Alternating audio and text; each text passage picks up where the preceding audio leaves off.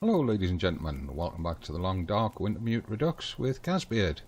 We're at the back of the camp office in Mystery Lake and we're going to cook up this wolf meat that we harvested yesterday. You can see I've got one fire going already with 2 kilos of meat on it. I'm going to show you another fire lighting trick, carrying on with the theme of the last episode. And what I'm going to do is light my torch from the fire and then get into a position, put another fire down.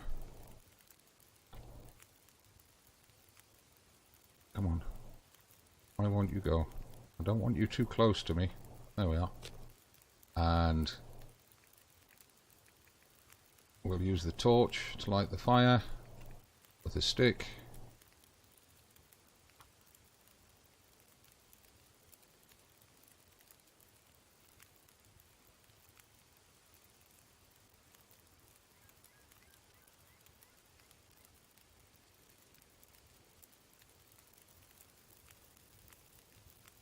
There we go. Put the torch out. Put it away. Add a piece of fuel. And we'll get another 2 bits of meat on the fire. There we are. And I've actually put these fires, well, that one particularly is in slightly the wrong position because it blocks me getting out there. I'll have to go out between them. I'll have to watch that I don't take fire damage. Can I reach those bits of meat to bring them in here? Yes, I can.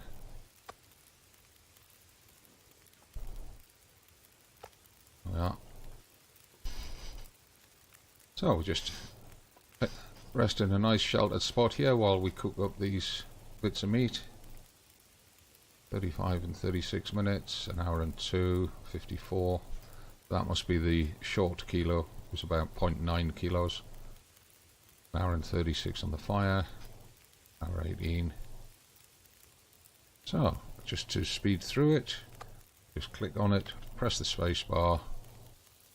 That's those 2 cooked. Put those 2 on there. Hour and 9, hour and 8. There's 53 minutes there, so we only need to add a couple of sticks. Yeah. Hour and 9, hour and 7, hour and 6. You can leave them to cook.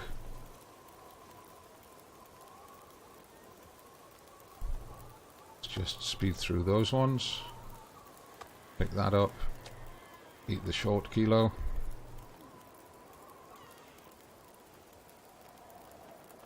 And what we could do is take torches off this fire to save wasting it. That's about a 30%. You see the torch health bar in the bottom right of screen. So I'll put that one out, put it away, and move to a different angle on the fire and take another torch. That one's even worse, that's 20%. So what I'm going to do is I'm going to quickly step through there without getting burned. Take a torch from this side. Oh, that's much better, that's nearly 50%. Oops. That's not what I wanted. Put it out. Holster it. Yeah, nearly 50%. And there's no more time to take a torch off there. I don't want to be carrying those torches around. So what I'm going to do is I'm going to come around here. And I'm going to drop those torches here. Keep the good ones on us, the 2 that are nearly 100%. We'll drop these ones here. This means we've got a little stash of spare torches if we need them.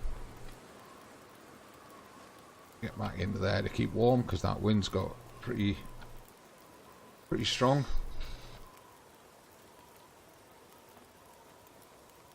23 minutes, 36 on the fire. Just speed through cooking these. Take those. We can get another one more torch off the fire. Again, it's a pretty weak one. There's not enough fire left on that to take another one. So this is a pretty weak torch, and that's the one we're using. It's got the little white triangle on it, so we'll just drop that there. We know the weakest torch isn't then nearest the door. We'll drop this meat.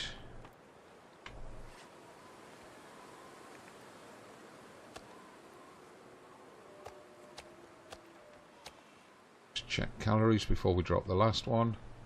Yeah, we could eat it and fill our calories up, because we're going to make a run up to the trappers in today's episode. We've still got one wolf on the lake to harvest. If we don't get him, it doesn't matter.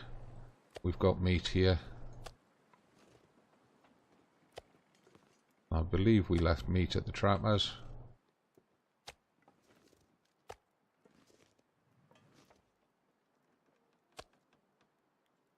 So let's just... It's not showing on there. Let's just eat that. Take a drink.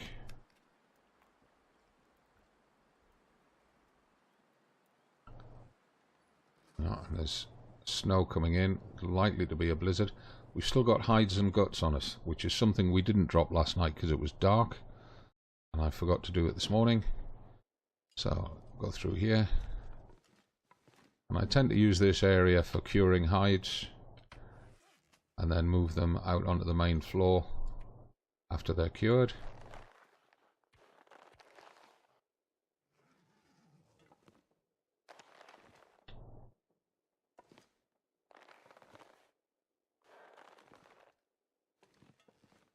Why won't you? Okay, leave you like that. Start on this side. No, I want to be able to see them. We'll start on this side with curing the guts. We've got 4 guts to drop. We've got our 1 as a decoy.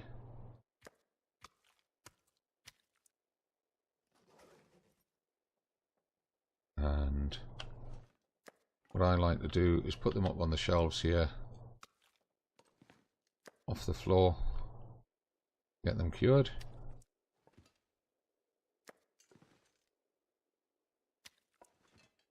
Entirely optional, up to you how you do it. Wonder if we can get that one to go under there. That cable going to block us. Sort of, right. It just keeps the middle area of the floor empty for putting skins on. Now, I left 4 litres of water to cook and boil up here before we went out. So what I'm going to do is I'm going to have to leave something behind. Take them and then drop the bottles that we don't need to take with us over here. We can drop 3 of them, so 3 litres.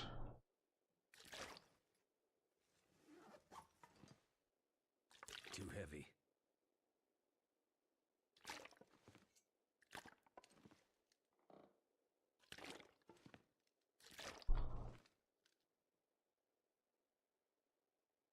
Why won't you? Spacing's a bit off, but never mind, it'll do. Right, so check on weight. We're carrying 35.22 kilos. Why are we a bit over? Well, we're carrying extra cattails, so I believe we got some in here. We've got 20 in there. Let's just move 4 across to there. Leaves us 2 dozen in the chest. We're carrying 20. Notice I've dropped some of the cloth off. Oh, we've got all that wood there. But what I'll do, if I try and step into the space between the reclaimed wood and the sticks, we'll drop that all that wood there. There we go. That's it in there. That puts us down to 33 kilos. We're still just a little on the heavy side. Not because of clothing. Not because of food either. Maybe it's in here somewhere. I keep forgetting I'm carrying that pot.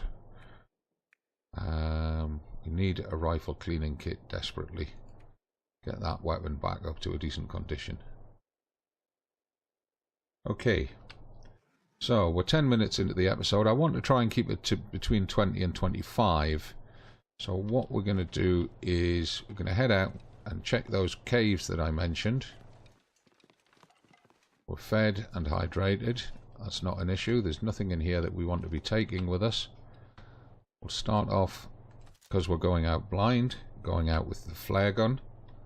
Remember, it works at short range, whereas the rifle doesn't. Or at least for scaring the bear away, it works at short range, whereas the rifle doesn't. Also go out crouched.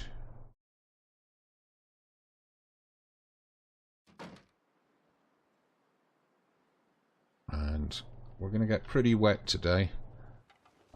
This slow falling heavy snow does tend to get us wet pretty quickly.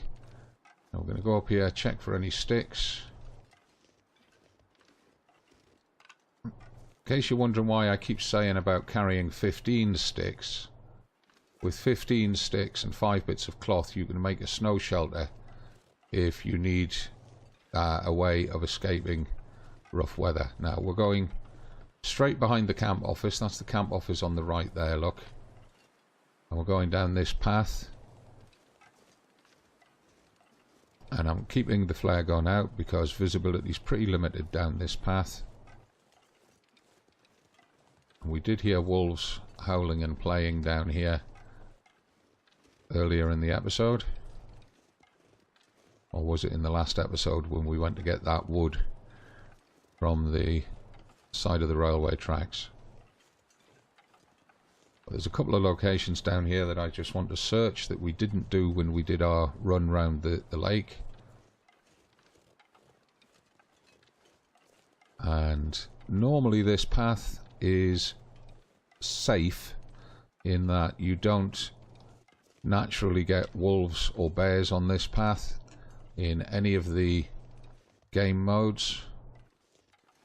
But because the old bear is hunting us as part of the Wintermute Redux, I'm not going to trust that. I'm going to act as if there is going to be a bear on here, which is why I'm using the corners and the angles.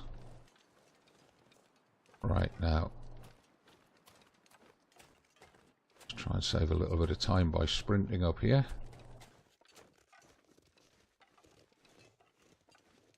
There's a T-junction in the middle of the path. We've just taken the right-hand turning to come up here because there's a cave and a clearing up here.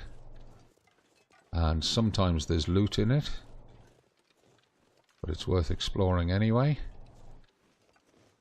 And also showing you where it's at. And because it's a cave, there's always the chance that there's going to be something sleeping in it. Never has been yet, though. But I've not played Wintermute to its end, and in fact there's nothing in the cave this time. There's often a body and a rucksack at the back of the cave. Not on this occasion, just some stones. Looks like a piece of firewood in there though. A couple of bits of firewood. Fur. Excellent. We'll have those.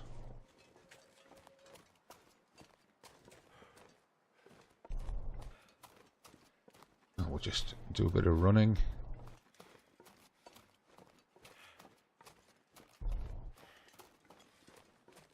Just get back out towards the main path a little bit quicker. And I mentioned 2 episodes ago when we were doing the search around the lake, there was a cave that we hadn't searched that we would come back to.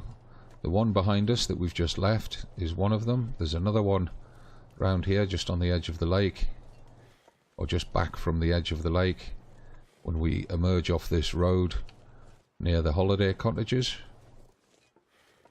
This is an alternative route round to the holiday cottages, which saves you having to go across the lake if there's a lot of wolves on the lake.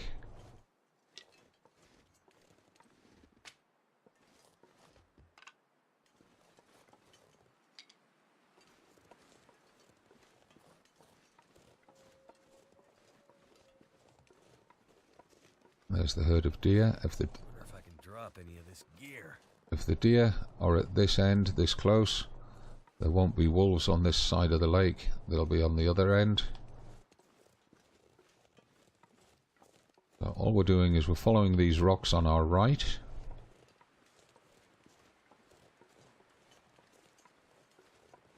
And you notice there's a rope climb there, which goes up to that plateau at the top. What we're actually going to do is we're going to go across the top of these rocks. And we're going to drop down onto the cave.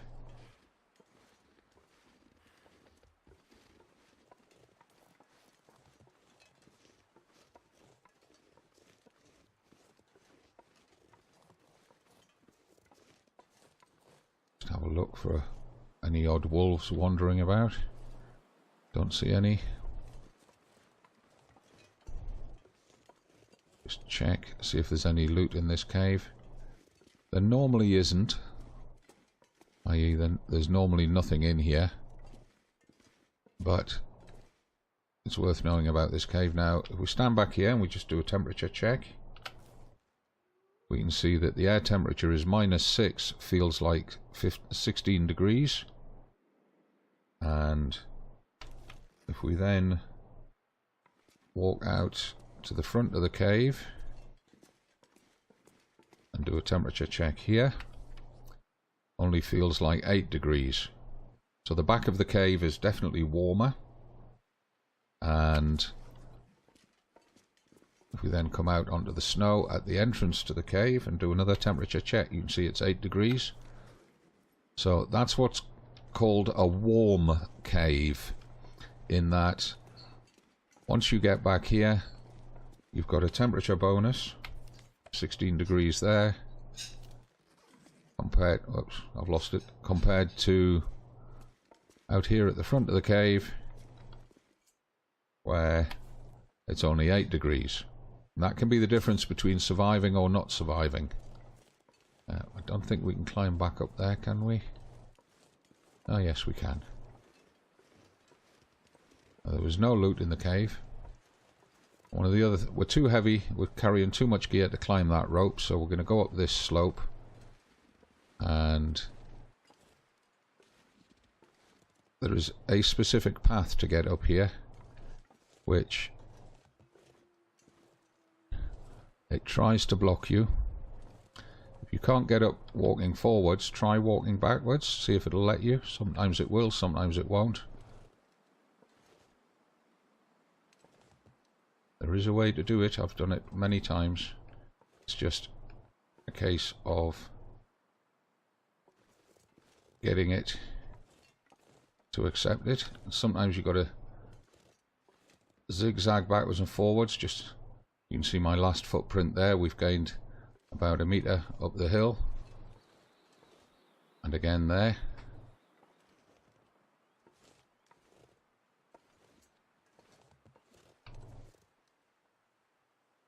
Again, only about a meter that time. But sometimes when it really is awkward, if you crouch down and try to go backwards, it will sometimes get you up. And unless they've changed the topography on this, you can actually get up here. There we are, we're going. We gained it a bit of distance there. And again, keep going. And it's a bit of a faff, but you do gradually get up to the point. You can see that tree's now falling behind us. You do eventually get to a point where you get traction and you can get up the slope. And you can see my footprints are now downhill of us. So I'm going to do it backwards. A bit slower doing it backwards.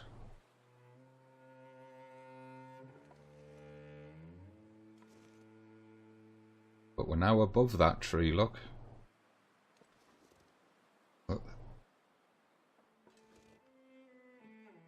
But because we can't climb the rope, This may be the only way that we can get up. Again, that last set of footprints is below us.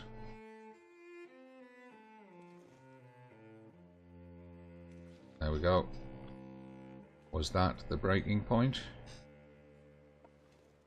We're crouched, of course, so we might have to stand up at this point to get it to go.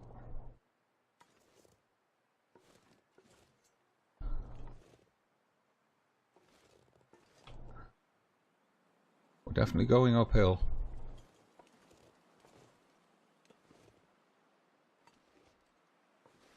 There we go. We cracked it. We got it. And we're got up. And then we can go over the rocks. You can see there's the climbing point.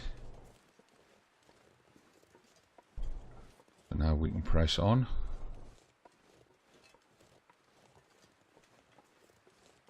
There's a couple of reasons for coming up here. There's another cave up here that I want to check for loot. There's also quite often saplings up here, either birch or maple, which you need for making arrows or bows, depending on the sapling type. There's also usually rabbits up here, but we won't be hunting those today.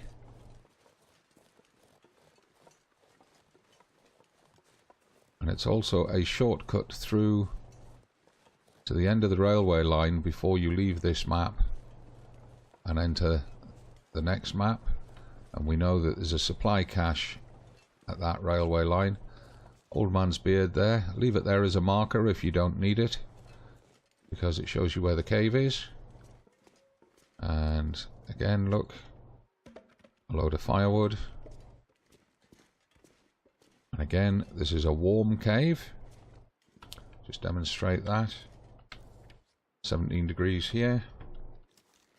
And if we go forward, and the cold line is normally that pair of rocks there that are touching each other. So if we just step here and check it, 10 degrees. Just take a couple of paces back behind that pair of rocks, check it again, 18 degrees. So on this side of that pair of rocks just above the flare pistol is the warm side of the cave, and this side of them is the cold side of the cave.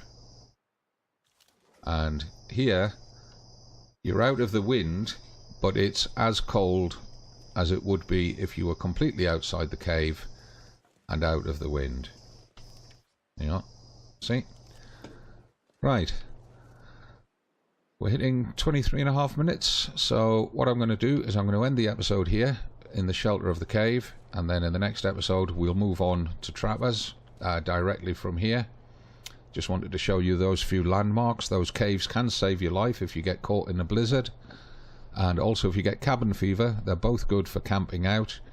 Just get into the back of the cave with a fire on the cold side of the cave so that you get the outdoor time bonus on the fire. Means it burns longer. But you, with your sleeping bag just on the inside of the warm part of the cave, getting the heat bonus from the fire, and you can camp out for days and days and days and keep yourself alive and get rid of any cabin fever risk if you're playing survival mode. However, this is Wintermute Redux. It is the long dark and story mode. I'm the Gazbeard. We're in the cave just south of the railway line. The map is rotated 90 degrees here. There's the supply cache we're going to. There's Dave's quiet clearing, the first cave that we went to. The second cave is over here, and we're now at the third cave here. So we came off the camp office, round the back road, up to Dave's quiet clearing, then back out, around, over the top of these hills, checked the cave, and then came up the zigzag at the side of the rope climb, and then across the top to this cave. In the next episode, we'll go around here, drop down onto the railway line, check the supply cache, and then head up past Max's last stand to the trapper's cabin, give him his meds, and check out what we've got to do next. I hope you'll join me for that. I'm the Gazbeard in the cave above the railway line on Mystery Lake with a blizzard moving in. So we may end up having to spend a few hours here to let the blizzard blow through. I'll see you then. Give the video a like, subscribe to the channel, leave your comments and questions down below, and I look forward to reading those and answering them if you need an answer. Until the next time, from me as always, it's not goodbye, it's just bye for now. Have a great week.